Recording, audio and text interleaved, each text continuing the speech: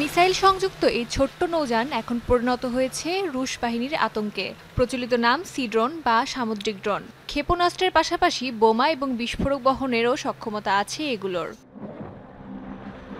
রাশিয়ার নৌবহরে রয়েছে বিশাল বিশাল সব সাবমেরিন যুদ্ধজাহাজ। এসব মোকাবেলায় ইউক্রেন পানিতে নামিয়েছে তাদের আধুনিক প্রযুক্তির সব ছোট ছোট সি ড্রোন। এরই মধ্যে কিয়েভের ড্রোন হামলার কারণে নৌবাহিনীর কার্যক্রম সীমিত করেছে মস্কো। আমাদের হামলার কারণে শত্রুর চলাচল সীমিত হয়েছে।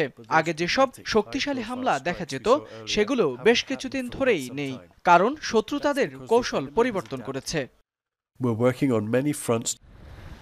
হামলা প্রতিরোধের প্রস্তুতি হিসাবে ড্রোনগুলোকে আরও শক্তিশালী করে তুলেছে ইউক্রেন।